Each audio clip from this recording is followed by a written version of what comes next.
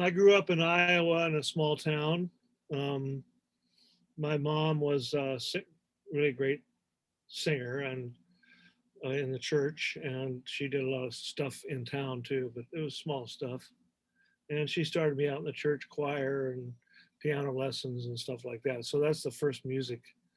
And then I was in high school band and chorus and orchestra and all this stuff. And then picked up the drums when I was like a sophomore in high school, I think, freshman maybe, and started playing drums because some guy, a friend of mine, set up a kit in the band room, made a kit out of the drums that were there, and taught me how to play Walk Don't Run, the Venture song. So Okay. that's the first song I learned on the drums. And then got into rock and roll bands in high school. And then moved out to LA and I think 68 or 69. Okay. How old were you So then? that's how I started. Probably 19. Okay. Yeah. I came out to LA. I came out to San Francisco for about a month before that. But then I got drafted because of the Vietnam War and had to go back to fail my draft physical. And Okay. then and then stayed back in Iowa for a little while. And then moved back out to LA with a couple of musician guys. Okay. Was that folks that you'd met in San Francisco, or are they people from Iowa that you went to No, they're LA from with? Iowa. One of them was Casey Fouts, who was in Krabby Appleton, Okay. and which was my first recording band really out here. And then the other one was Dick Douglas, who was out here for a while, just a little while, and then moved back to Iowa. Okay. Was it always LA, or did you think about New York or other places, or? Not really.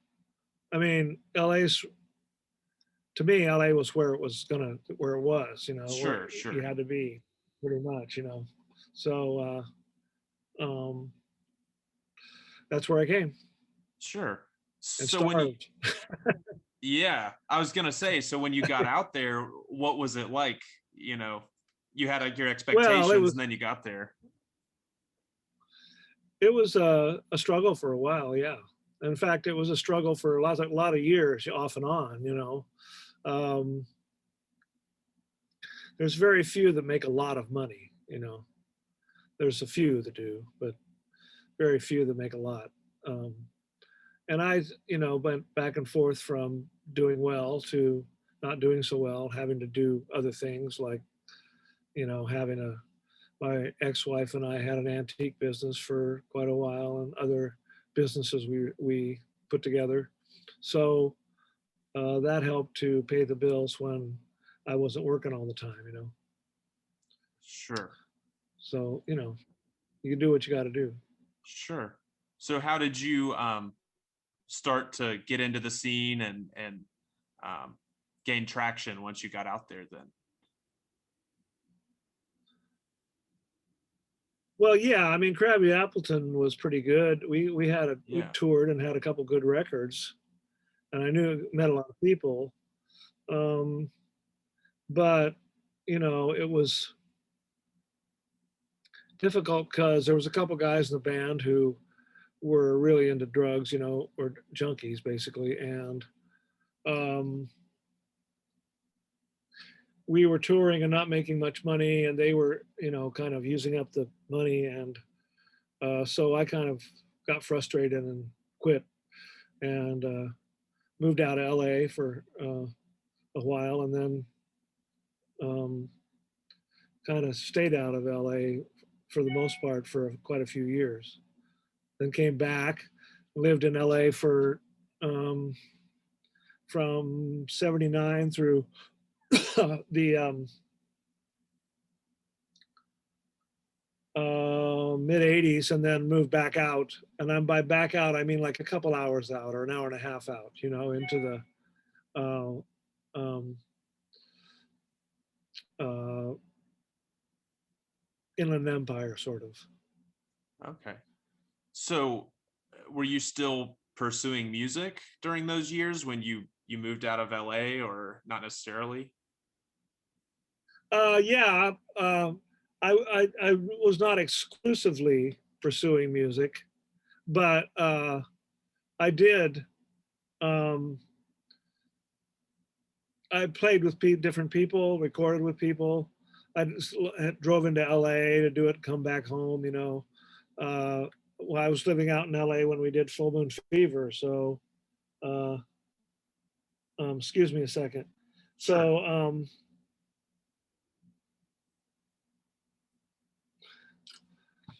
So, anyway, I kept doing it, and I just lived out of the city, you know.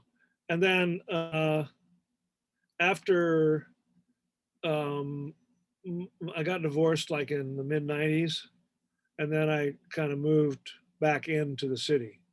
So now I live in the city. I live in Atwater Village, which is near Silver Lake, kind of. Okay. So yeah, Is it more of a struggle and as a musician to live outside in terms of getting work? I mean, does it help to be in LA and just kind of always be around? Or sure, is it it okay? helps. For me, it's better because I can, if I'm doing a project here, I can call on people that live in LA to come over and play on it. Mhm. If I was out, an hour and a half away, they'd never come out there. So that's probably the main thing. Sure. Advantage now. Sure.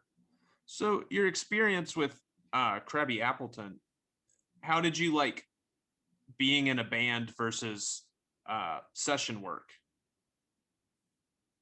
That was the first thing I did, was being in a band. I never Okay. really did session work when I first came out here. All I wanted to do was be in a band. That's all I really did, was playing bands. So um, the session work thing, uh,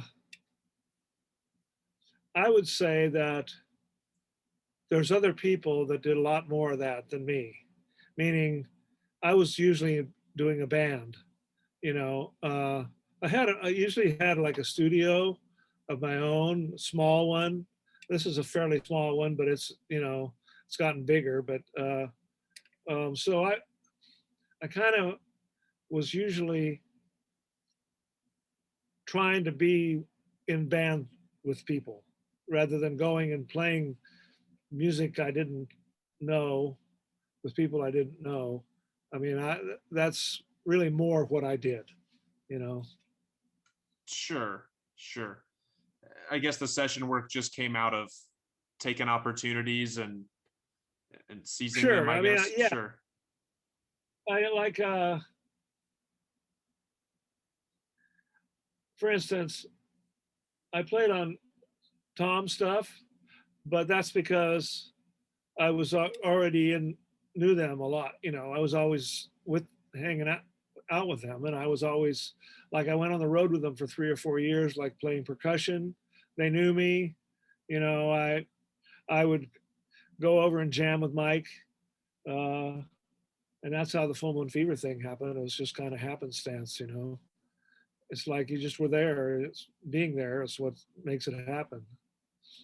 Right. So how did you get hooked up with them, Tom Petty and the Heartbreakers? Um, when I was in Krabby Appleton, one of my first drum techs was Richard Fernandez, who later on went to be one of the biggest tour managers that there is. He did the Eagles and Tom and the Faces and uh, the New Barbarians and Steely Dan, all these people. He was their tour manager.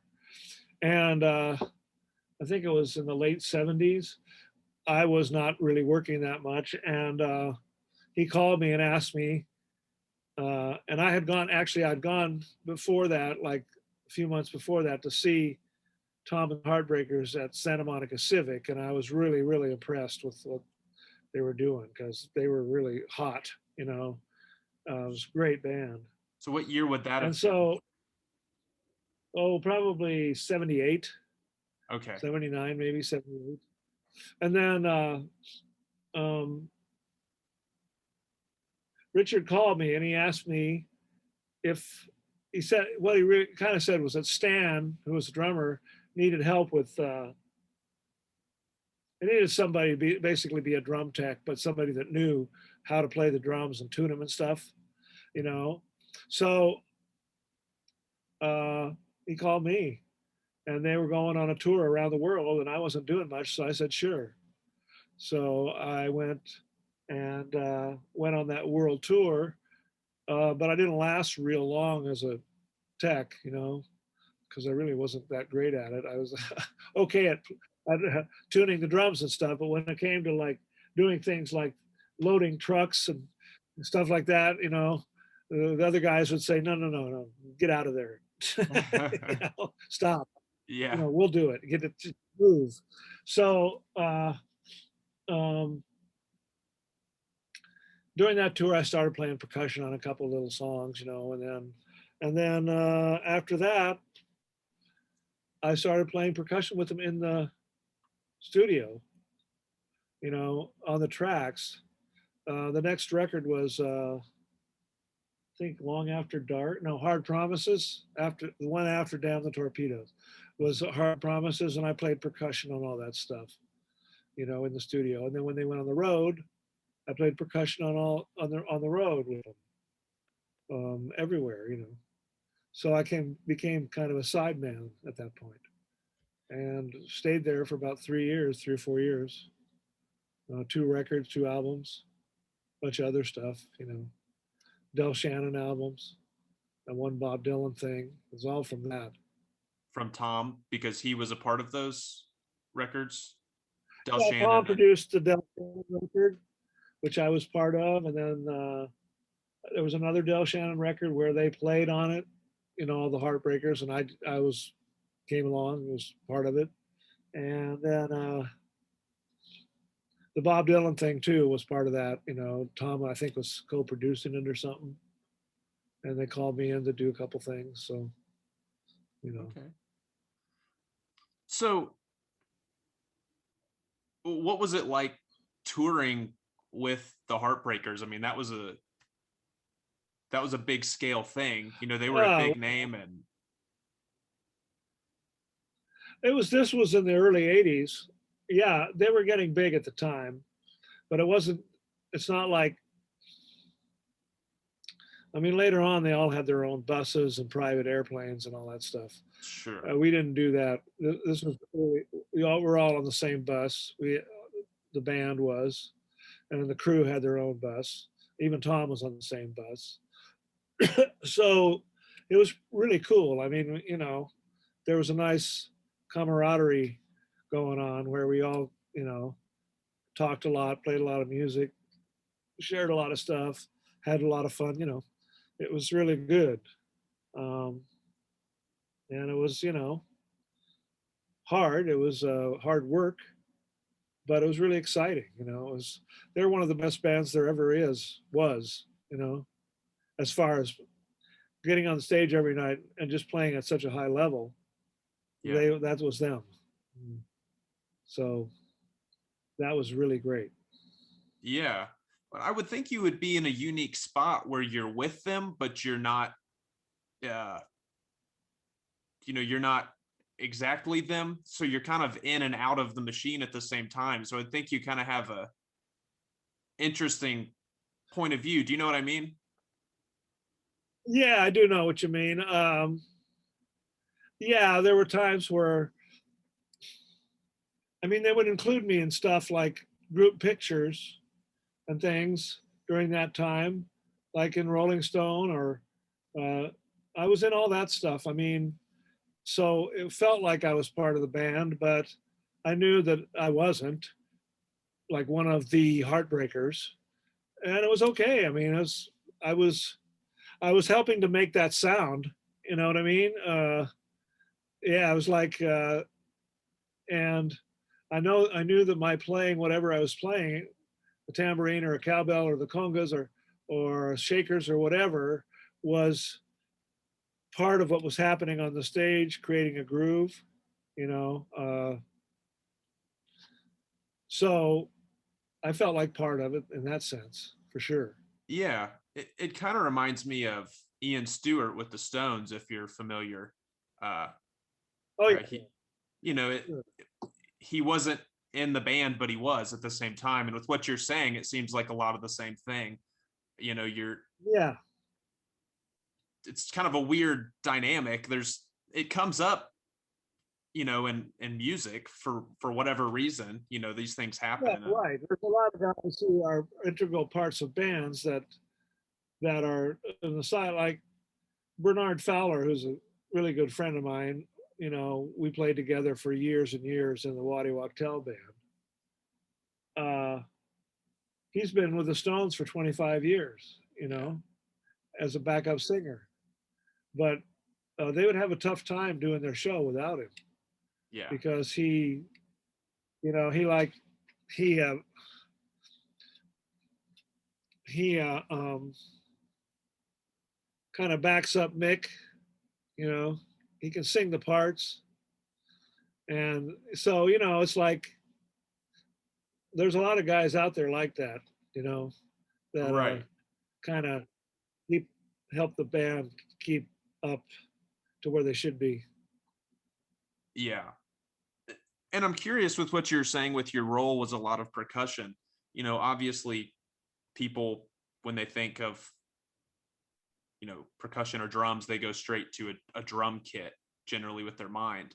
But with my experiences of being in a studio and seeing my friends that are drummers and percussionists, percussion seems much more uh, meticulous, um, especially in the studio. I don't know. I was just curious your take, even tedious maybe. Um, but you were obviously there for a reason to Well, fill that role, and you know there was a job that needed well, done. sure. And A lot of times you're asked to play like a all the way through a song, mhm, but it's not like if you have Jeff Lynne producing, okay, or anybody they'll know when it's on and when it's off, and it has to be on. right, And so there's guys, a lot of guys that can do it, but there's a lot of guys that can't, like drummers that think that they're going to do the tambourine like that all the way through a song, but it's not going to happen. You know what I mean? right, I learned how to do that. And I got a lot of calls for that. When you talk about session stuff, I get calls to come do a tambourine part or come do shakers and stuff, and although it seems simple, it was still, like I said, it integrated into what was happening, and it does affect the groove a lot, you know. sure, sure, that makes sense. Um, so what was it like? I would think when you were coming up, you knew names obviously of Del Shannon, Bob Dylan, Roy Orbison. What was it like to then work on those guys' records? Oh man, well that was like I mean, I was in awe of them, but I wasn't. No, at the same time, it's like Hmm. these are these are people that I grew up listening to their records, like Roy Orbison, for example. Right. You know, and it was awesome to be in the same room with them or be working on the same music with them. It was like really incredible, you know, uh, or Neil Young or somebody like that. Yeah, too. It was just,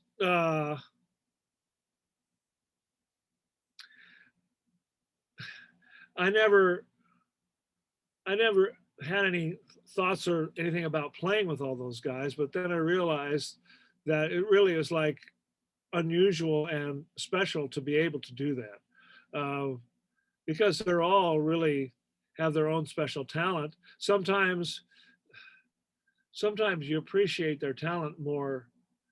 There's guys and artists, and a lot of people would tell you that if you like their art, you're better off not knowing them. You know what I'm saying? Yeah. Because sometimes knowing them spoils it. But Sure. in the case of a lot of the people that I played with, that wasn't the case. meeting Roy Orbison was like a real treat. Dell, Shannon, Jeff, all these guys. Yeah. I mean, to be able to say I played on a record with this guy, or I was in the same room with this guy, or I played ping pong with Jeff Lynne, or you know, stuff like that. It's just like really cool. Yeah, You know, yeah. So was, and I think of more of Roy and Dell on this. Were they almost kind of surprised that the young guys liked their stuff as much as they did, or not necessarily? Were they just surprise. I don't know. Uh, sure? I know that people like Jeff and Tom were in awe of Roy. You know what I'm saying? It was like they were fan guys too. You know, Right. uh, so it was like that was very apparent. You know, so and Roy was pretty just real down to earth and humble. So Yeah. he was kind of just, oh well, Right. I'm glad you guys like it. Yeah. So Right. So it, kind of with what you said, were Jeff and Tom kind of like what you were saying, where you ride that balance of you are in awe, but you know you're there to do your job and etc. They're I got to think too, in LA playing music, you meet your heroes or see your heroes often, I would think. I mean, you run into people or even movie stars or whatever, so you just becomes a common not as thing. not as often as you'd think just walking around, but if you're going in the studio to do a job and and you're confident in your ability, you know what you're going to do, you can do it, then whoever it is, there's always a little bit of, well, I wonder if I can really pull this off. But you know usually you just have to be, you know no matter who it is, you just gotta go in and do your thing. Do what you know what to do. And that's what I do. It's not like uh I'm not like a Vinnie Colaiuta or something like that, if you know who I'm talking about, who's like this amazingly dexterous, or Steve Gadd or something. Mm-hmm. Those guys are like really high end jazz type, fusion. They can play anything, Zappa stuff and everything. And I really don't know that I could pull that off, you know. But if there's stuff that people call me to do, they know I could do, and I'm good at it. So it's usually groove stuff, soul stuff, you know. I just did, I don't know, I just did a 4-song EP here in my studio with Mark Ford it was in the Black Crows, which Yeah. came out great. And it's all just real straight, just great stuff. I can do that, Right. so I don't worry about it. Yeah, that makes sense. Yeah. Yeah. Yeah, and where I was coming from with asking what Roy or Dell might have thought of what you guys thought is, I heard, back in the day that rock and roll was such a young man's thing and nobody ever thought they'd grow old doing it. I mean, Paul McCartney, the Stones, they're still all out there doing it, and they never thought back then that past 30 they'd want to do it or anybody else would want to hear it. And of course, Roy didn't get to see it, but he had a huge hit with the album that he came out with, and it was Right. pretty much a total comeback. Would have been, it still was, but he wasn't Right. there to tour it or whatever. And I just got to think, especially him, of a Sun Studio guy. He's like Elvis, Sun Studios. Right. That's the beginning. That's the You know, genesis. like I understand totally now, because my body is like getting older, but I still love the sound and the feeling of being in a rock and roll band with loud guitars. And now, and I understand why the Stones want to keep doing it. McCartney, I mean, what else are you going to do? Yeah. That's what they know how to do, and it Yeah. brings them the most, joy and everything. Aside from the money they're making, that's like the Stones don't need any more money. McCartney doesn't need any more money. They're not doing it out there just to make money. They might be doing it to make money for the whole crew and the band and everybody else that's involved with them, because that's part of what they're thinking, because they're creating a living for a lot of people. Yeah. Okay, so when the Stones tour, a whole bunch of people get to make money, Yeah. not just them. And if they don't, a whole bunch of people don't make any money, so it becomes a thing where they're doing it, I think, as much for other people as they are for themselves. Plus, they don't know what else to do.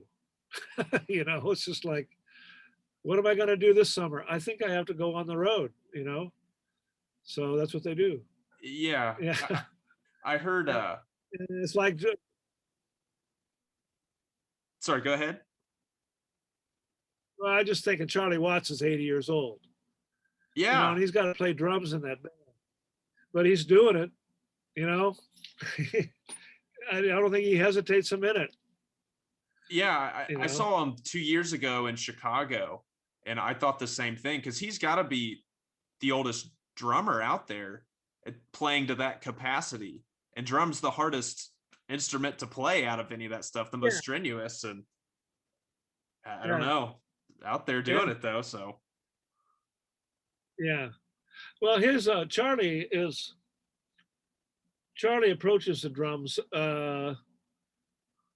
He doesn't really hit that hard, and so he's not really physically.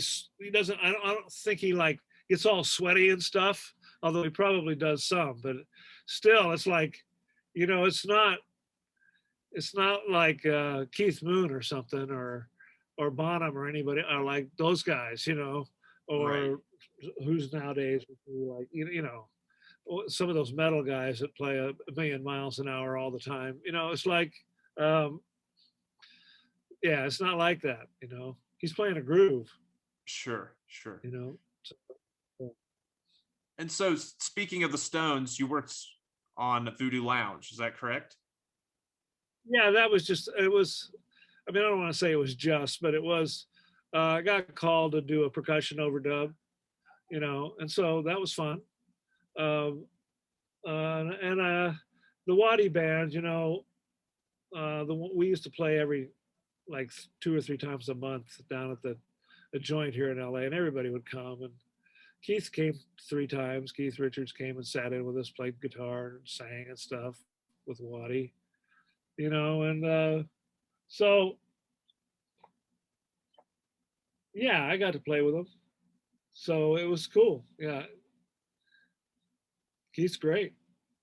Oh yeah, I love the Stones. I'm a big Stones guy. So yeah. Yeah.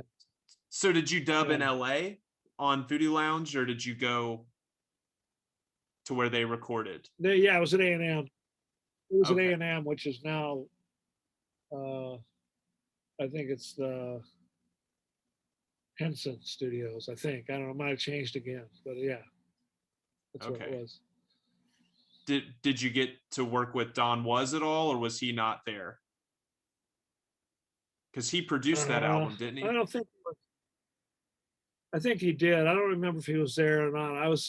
I got the call from Don Smith, who's was the engineer on that, Okay. and I did a bunch of stuff with him, and I met him through Tom and those guys too. Okay. And we did a few records together. Yeah. Basically, the album just needed something, and he thought of you and called you in, and that's kind of how you got the gig. Yeah, I needed some glue. I needed the shaker part, so that's what I did. Sure. So back up to the 80s period. And then you did an album with Bob Dylan. You worked on one of his albums. Yeah, that was just a short little thing. It was Tom was Okay. producing it. Okay. And they called me in to do cymbal crashes and stuff, and then I played conga, I think, on a track. I don't think he was there for that. I think Tom but yeah, I met him once. Yeah, that's about it. I didn't really talk to him. Yeah, he was weird. I was gonna say, I was curious what recording with him would be like. I don't know. I couldn't really talk too much about that experience because it really wasn't. I mean, they just wanted some cymbal crashes on certain places, and he came out of the studio and I had a cymbal set up, and he'd point at the point, and I'd hit the cymbal, and that was pretty much it. Okay. It's funny. Yeah. Really. Gotcha. Yeah. And so you kind of, I guess, move out of the Heartbreakers, mid 80s, early 80s, and then you come back around to that group for Full Moon Fever. How did you come back into that fold? Just because Mike and I, Mike Camel and I were getting together maybe once or twice a month and just jamming, on songs that he had, or beginnings of songs, and or just to jam on stuff. And I had the drums were set up in the garage, and he had the studio control room off to in another in a bedroom, and so we were just doing that, and then Jeff and Tom met up, and they wrote a song that they wanted to record, and I don't think they wanted to go into a studio or anything, so they just brought it over to Mike's house, and so we cut it there, and I played the drums, and it was just me and those three guys, and that song was Free Fallin', and then they thought, oh, that's great, came out really good, so they kept doing them, same formula, and I Won't Back Down, and Running Down a Dream, and You're So Bad, etc., etc., etc. And then nothing really changed. We just did it like that. I think Jeff brought his engineer, Richard Dodd, over there to help, and a few more mics and stuff. But basically, it was done mostly in Mike's garage and home studio, and then it was mixed outside somewhere. But it was that was amazing. Yeah. How that happened. Yeah, it's interesting. I guess I didn't realize that, because my understanding was when the Jeff Lynne stuff, a lot, people said it was less, I don't know, old school bare bones. With what you're saying was basically all those basic tracks were just put together at Mike's place, and it was done very old school. Just, I guess, building off that was where it got more, I don't know, the punch in, punch out kind of thing. Well, yeah, I mean, it was a Jeff Lynne production. Sure. Which means that it was stacked. Everything was put together kind of meticulously, little parts one on top of the other. It wasn't like a whole band making a jam, cutting a track with five guys. That didn't happen in that,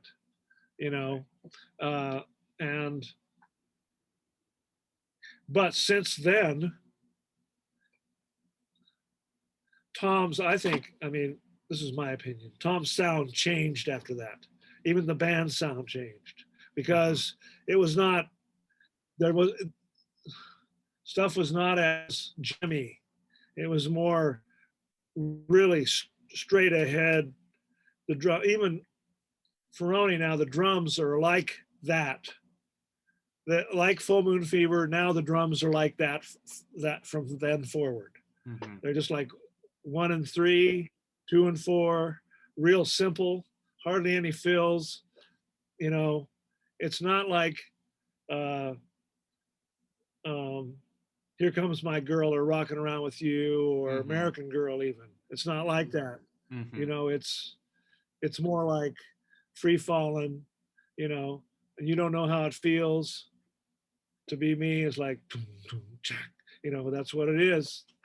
There's no variation that much from Okay, it's all based around that simple drum patterns, and that's how they keep it. That's how it's kept now. You know, Yeah, and I guess that's with what I looking always at, thought. yeah, and with everything else going on,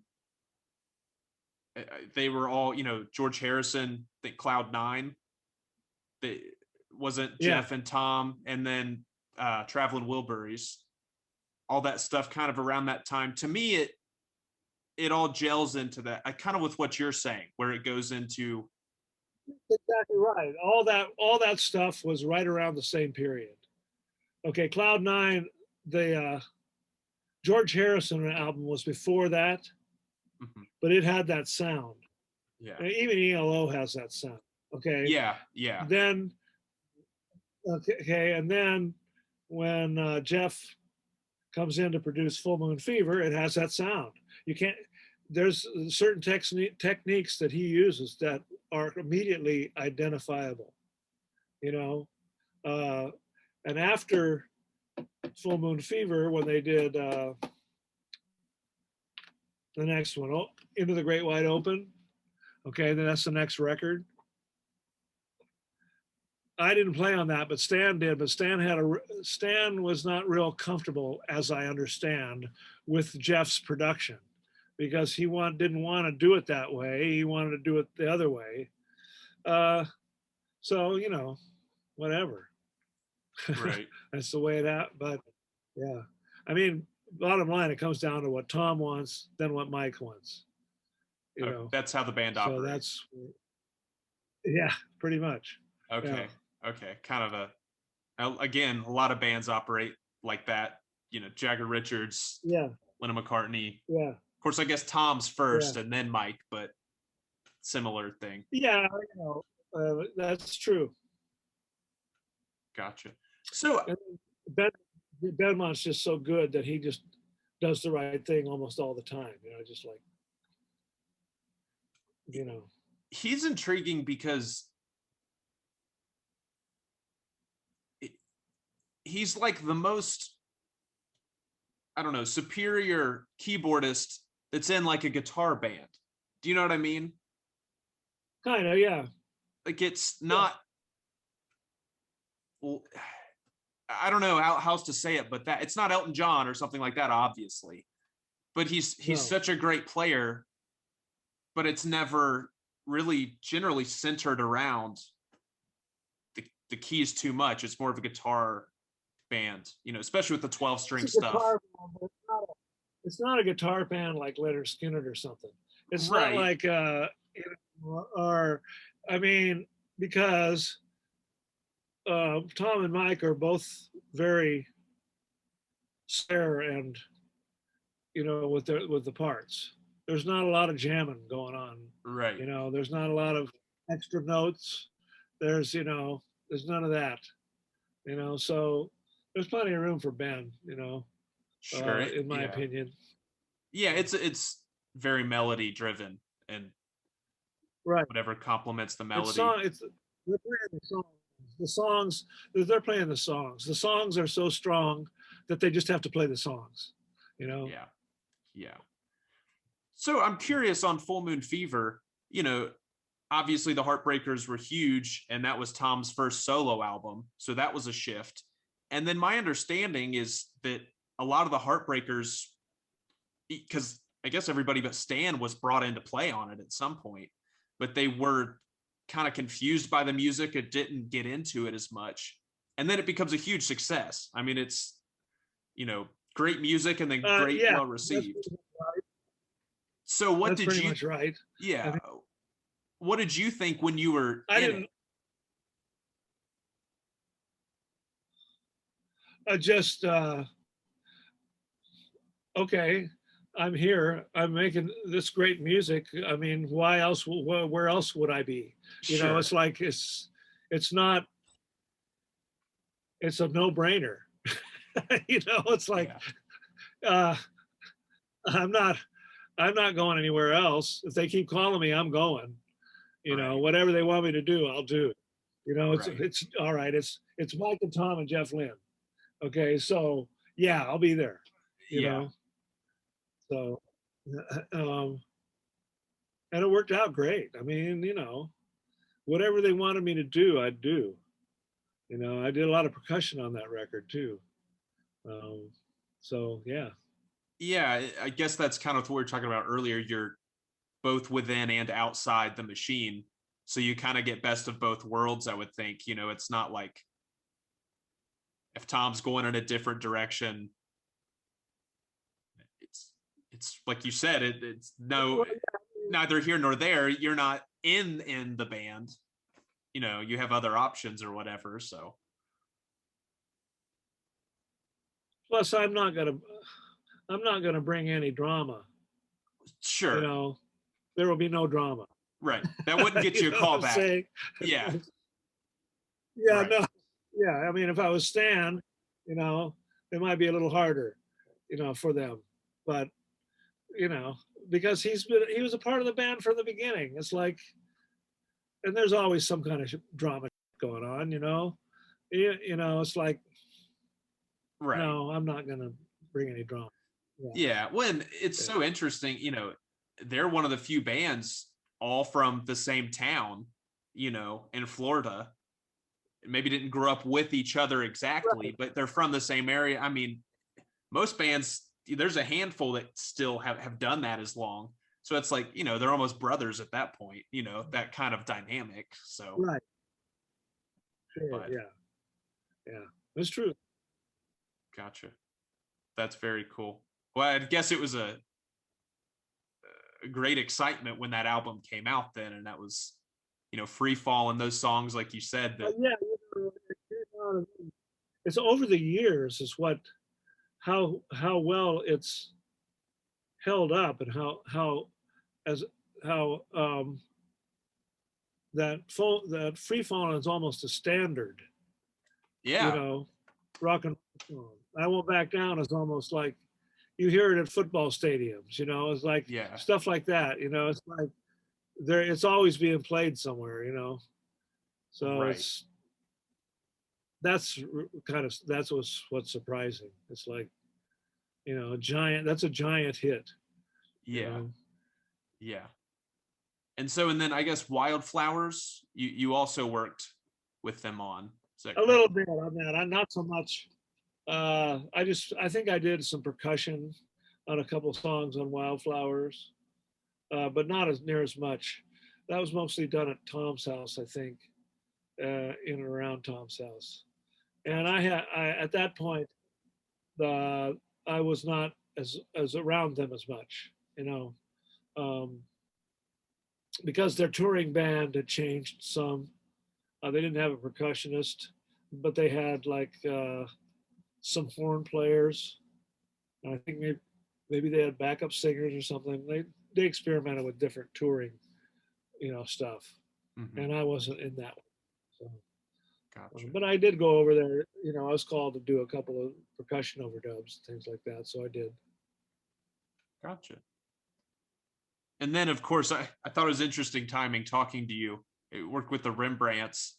Uh, and the Oh, Friends reunion just came out again, and yeah, I saw. I didn't see it. I didn't watch that, but yeah, that was another Don Smith thing. okay, Uh, yeah, um, I did some stuff on their album. Yeah, okay, can't remember what exactly. I think just some percussion overdubs. I think. gotcha, gotcha. Very cool. Um, and then two, I want to talk about you have your solo album, uh, one I believe it's called. Yeah, that was. I did that when I first built my little studio here. When Phyllis and I got together about 10 or 11 years ago, and I'm not really a singer, and I'm not that great a songwriter, but just wanted to do something, and Hmm. so I did that. It was kind of more about having a new relationship and stuff, and wanting to test out what I could do in the studio, being pushed to too, and so yeah, it was fun. But I don't not right now. I don't. I think the stuff I did later with Jim Wilson. The one that I did in the later is a much better record. Um, Jim, I don't know if you are familiar with that, but it's like Jim and I have an ongoing collaboration, um, and he writes great songs. He's Daniel Lanois' bass player and plays other stuff with him too, and also was at Sparks and the Rollins Band, and he's other got his another band, Motor Sister, with Scott Ian from Anthrax. It's like a real hard rock band. So he's a real talented guy, and he has songs that don't fit any of those. So we record them and put them out. You know, so I'm real proud of that stuff. And as my studio gets better, I do those collaborations. Like I just did the last one with Mark Ford, and Jim played bass. We did it in like 3 days. It's incredible. I mean, it's like 4 Neil Young songs. It's only like 15 minutes of music, but really good. So Yeah. it's Yeah, coming out soon. I listened to some of that stuff, and it is like great rock and roll. Like it's very Right. Yeah, yeah. Jim's a rock and roll like uh professor kind of guy. He knows all of that stuff. He used to work at Tower Records forever. He's like knows all the records, all everything about. He's got a huge record collection. So he comes up. He has a vocabulary which I understand, meaning that he he likes British rock and soul and a combination of all that, and that's what I like. So that's what his stuff sounds like. So I'm right there with it. yeah. How did you two get together? I think their road manager, Lanois and Emmylou Harris were on a tour, and Jim was playing bass with that band, and I was I was in Peggy Young's band, and we were on some same shows, and Seth Lozier, who's a road manager, knew was working with both of us at the same time, and kind of introduced us, and then I went and saw Emmylou at the Wiltern and started to talk to Jim more. And then just one day I wrote him a Facebook message or something. Hey, come on over. Let's record a couple songs. He said, yeah, let's do it. So he came over and we did it. And that's from there. Okay. So all your stuff with him has been recorded at your studio there? Yeah. Okay, yeah. Cool. Yeah. Very cool. Yeah. Now, did you do stuff with him too that had like Spooner Oldham on it and Mike Campbell? Or am I getting that confused? Okay. Spooner was in Peggy's band. Okay, that's where I met him. And we toured around for a few years together, with Peggy. And then his daughter lives here in LA, and when he's here, they'd come over to visit. And I coerced him into playing some keyboards on a couple of songs, which he did gladly. He's such a cool guy. You don't like ask him to play a bunch of takes. He just plays one take and that's it. Okay. And then you take what's good, which is almost all of it, and that's what it is. So he's just like very intuitive and mellow, and yeah, he's Spooner. What are you gonna do? It's nothing else but let Spooner play. Sure. And how did Mike get involved in that? Mike Campbell? Yeah. Oh, Mike asked me and Jim to come over and play on a couple of songs that he was working on because he needed to have a rhythm section play on them. So we went over there and we helped him with the songs. And then he said, I can play you guys. I says, no, but you can play on this song. So he did. Okay. Yeah, he's I've done that a few times with him, but had little things where he would play on stuff I was doing or help out. Yeah. Yeah. Yeah, it's really cool music, with a lot of cool people on it. And I hadn't heard it before. I Yeah, yeah, it is. Yeah, I'm really proud of that last record, and then we got like new ones that are coming out that are better than that even, I think. And there's Cool. all kinds of people playing on it. Mark's playing on three or four of them, and some great singers, and oh, Elliot Easton's playing on one of them, uh, from the Cars. Okay. Um, who else? Mark Hart from Crowded House, and um, he's playing on one or two of them. Everybody I know and Jim knows. We just, you know, get them to come over here. That's part of what being right in the middle of LA. You can get them to come over here, and it's not a big deal. They'll just come over. Yeah, I was gonna say with friends like that, why not have them come over and record? I mean, Yeah, right, right, sure.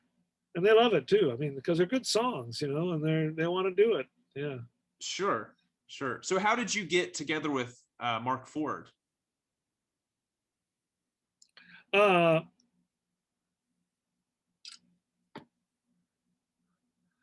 I think he lives in Orange County, and I've been I've been hanging around and playing in bands in Orange County forever, since the '70s. And a guy that I knew who passed away though, but he met Mark somewhere, and he said this guy's a great guitar player. So I met him through him, and then would see him various places off and on, and then did a couple tours with him eventually. You know, so he's a very unique and great guitar player. The Black Crows notwithstanding, Mhm. he's on his own. Without those guys, he's just spot on, great tones. You know, just really good, really really Yeah. good. So are you writing on this new album as well? No, I don't.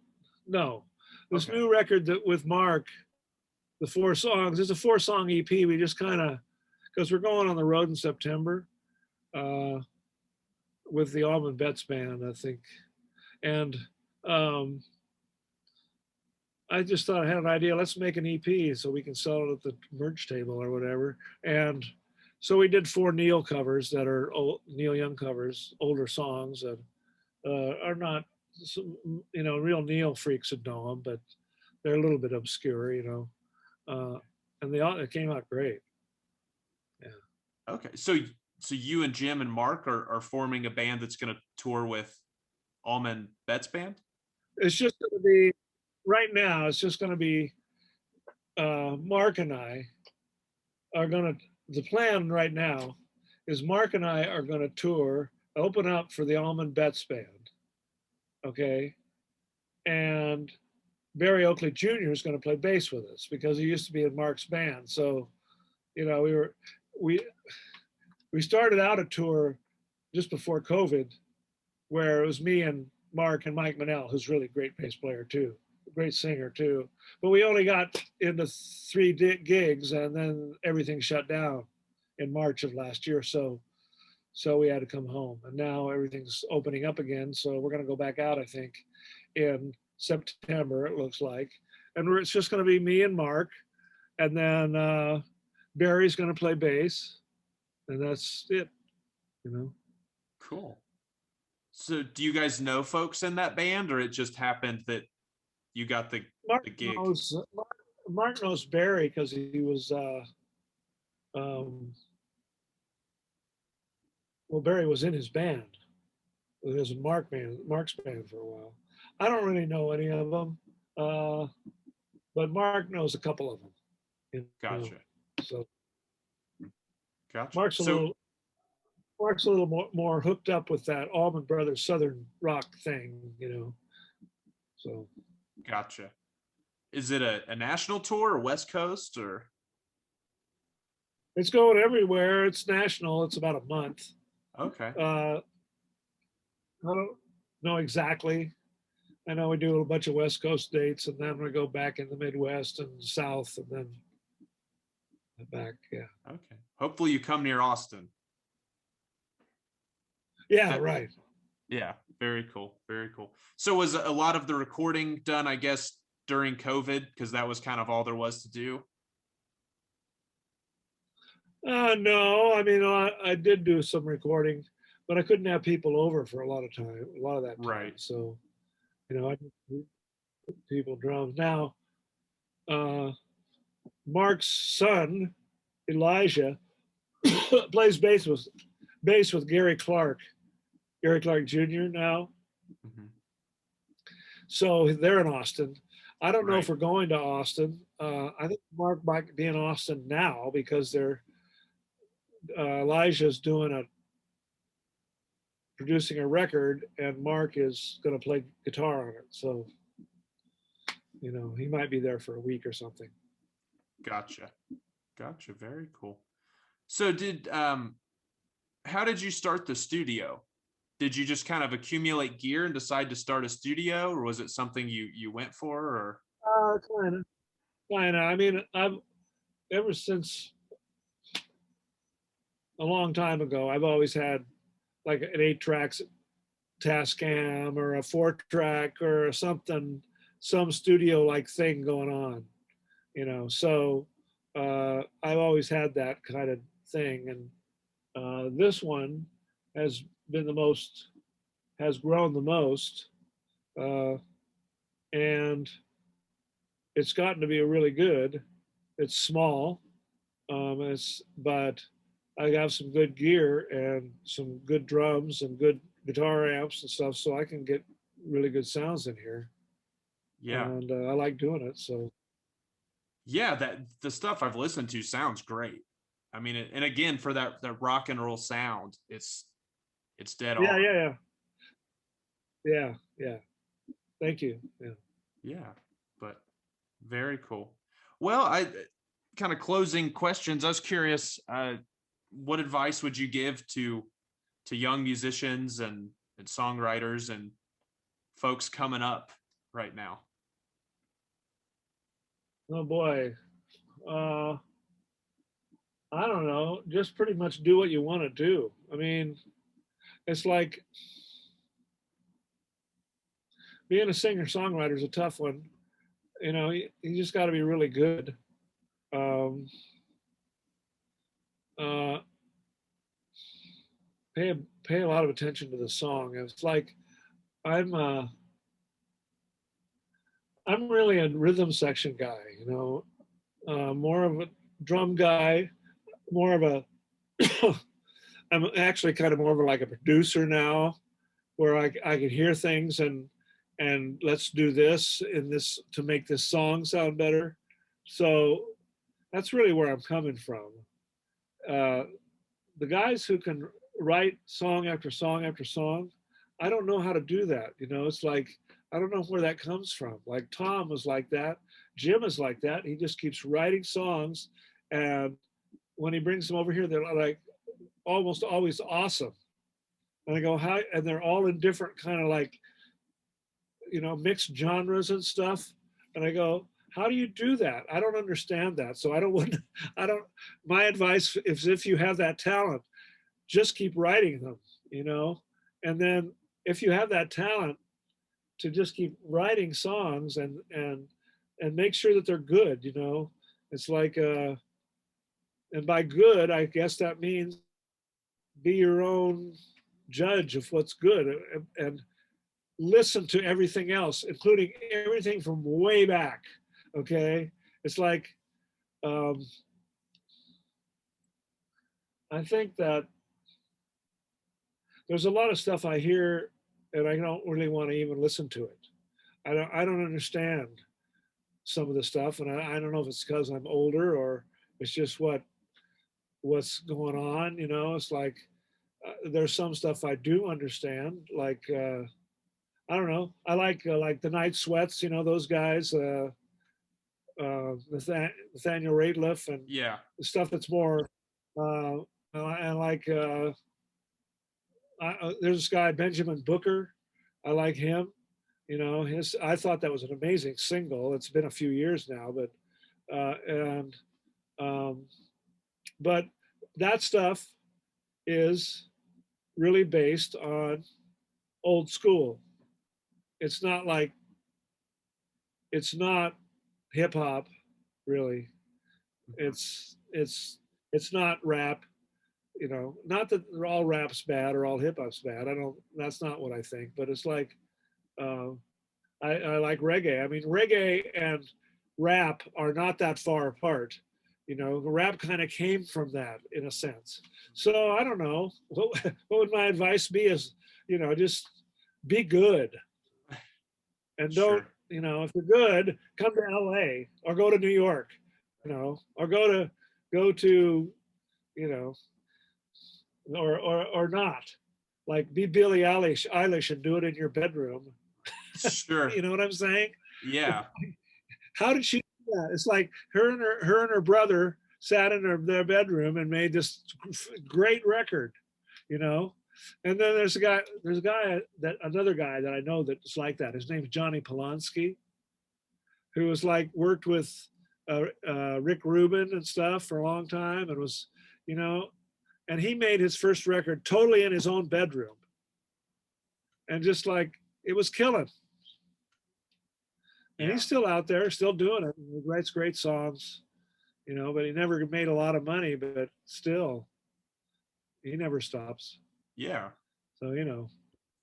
Yeah. And, I think with what you said about kind of like with what you like or don't like and looking back at music, kind of what we were talking about earlier too, a lot of that seems to be melody based. There's some stuff that comes out now that doesn't seem to be melody based or like that. Whereas I think the songs you mentioned and the songs we're talking about, a lot of the songs you've played on are melody based, and that's much of what makes them a great song.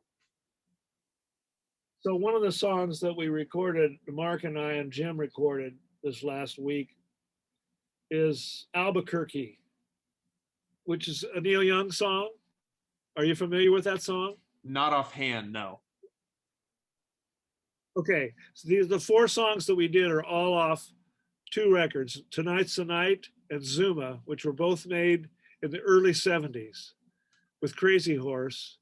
And the other one I think was not exactly Crazy Horse, but some of the same guys. And they're the recordings are really funky. I mean, the playing is just really kind of it's all over the place, but the songs are so great. They're short, to the point, very emotional, kind of weird songs, Neil songs. Hmm. So I mean, sometimes it doesn't matter how they're recorded. It's just the songs are really what do it. Sure, sure. Yeah.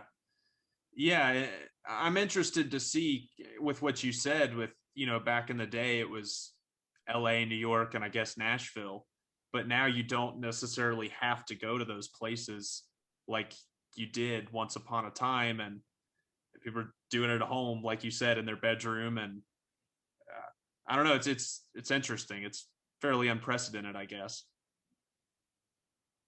But Well, right. It's just that if you are in LA or Nashville, then you're in it. You know, it's like everybody around you is doing it. There's the thing. You can't help but absorb some of it. You mhm. know, um, so I think there still is some value in being where it is. Sure. And yeah, I think that is what's lost. I mean, sure, you can say you can look whatever up on the internet, but that's not the same thing as being literally within a scene in a city with different things going on, players much better than you, and etc. Stuff to Right. rise to the occasion. Austin's like that. But there's a lot of live music in Austin, and there's so much of it. I don't know where I would go. I mean, but Austin's cool too. Yeah, yeah. It's I one of moved the to Austin because it was kind of an in between, you know. yeah. LA, Nashville now, as things are, well, of course, LA is the iconic behemoth for, you know, longer than you've been there. You know, that's been the place Right. people have gone to for ages. And I don't know that. For good or for bad, being in LA, being in LA is has its advantages and it has its disadvantages. Nashville, I don't know. I don't think I've never really wanted to be in Nashville. I never thought, I have good friends that live there, but I don't, you know, LA, and this is where I pretty much want to be. Yeah. Sure, sure. Yeah, Nashville So, back when was pretty strictly country, and now that doesn't seem to be the case. It seems to well, right. I be. mean, Jack White and Sheryl Crow and all these people live there, and, yeah. So, yeah. Sure, gotcha. Well, Phil, it's been a pleasure talking to you. And so where can we find you on your website and social media, things like that? Uh, well, philjonesdrums.com. Okay. Uh, is my website. And then my studio is robustrecordings.com. Okay. And I have a Facebook page, Robust Recordings, too. So yeah, I just Phil Jones Drums. If you go there, you'll find me.